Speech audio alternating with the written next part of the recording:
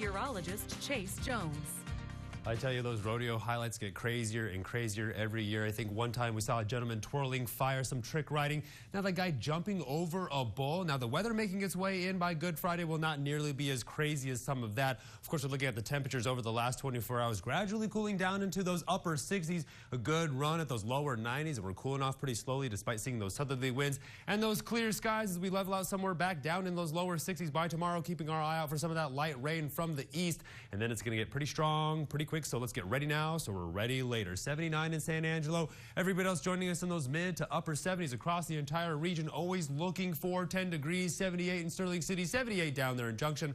Looking like 2 degrees across the entire Concho Valley, unless you want to count Mason over there. So about 3 across the entire area. No one's going to disagree because it's beautiful weather out there. Now we're looking at the dew points and the humidity indices. Still down there in those 50s, while humidity indices are up there near that 50% mark. So dew points haven't really gone anywhere, but the moisture is out there. You can definitely feel it in the atmosphere. Now the moisture tracker is going to show you where this concentration of blue really has our attention all weekend long. Going to see some pretty powerful storms roll through about Saturday night. Then by Sunday morning around Easter, things are going to clear out of the way. So make sure you have good backup plans just in case that rain lingers around a little bit longer. Now upper level pattern going to show you how fast this storm is going to make its way through our area. Then right behind it, we're going to see some gradual ridging, a little bit of high pressure make its way through. You see those short wave troughs. Going to see some steady rain stick around for a while. But Monday and Tuesday looking pretty clear before it makes its way back in. Now water vapor imagery already showing you this is the storm we have our eye on, so it's pretty far away now, but as it makes its way here, you see all that instability across the state of Texas.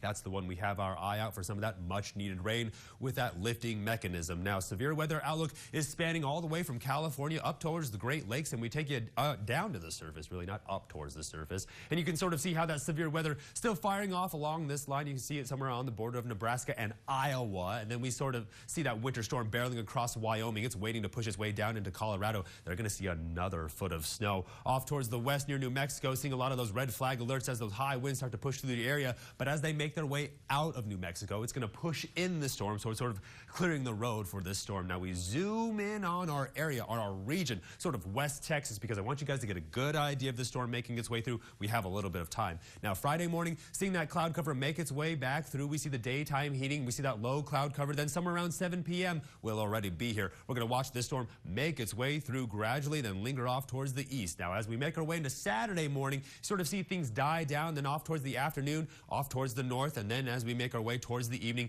this storm getting awfully strong as we make our way closer towards Saturday. Stephen gets a closer look at it. Then it rips through the entire Concho Valley, gets bigger as it makes its way towards San Antonio. Then things clear out of the way just in time for Sunday morning. So make sure you have good Easter plans, but be ready because it's looking pretty powerful. The probability of hell can't rule out a tornado. So tonight, all the way back down into those mid-60s, keeping our eye on the returning cloud cover and that rising humidity from the south. Then tomorrow, a good run at those lower 80s, keeping our eye on the cloud cover. Then as we make our way towards the evening, you sort of see how those thunderstorms are going to make their way through. As we get closer towards Easter and the 4th week of April, we're keeping our eye on those stronger storms as they make their way through by Saturday night. Then by Sunday, things clear up. Monday and Tuesday looking pretty pleasant as we warm back up. But here comes more rain right behind it as we drop back down into those lower 80s, while those overnight lows go from those 60s down into those 50s and right back up into those 60s. Stay tuned. We'll break. You're watching KSAN News at 10.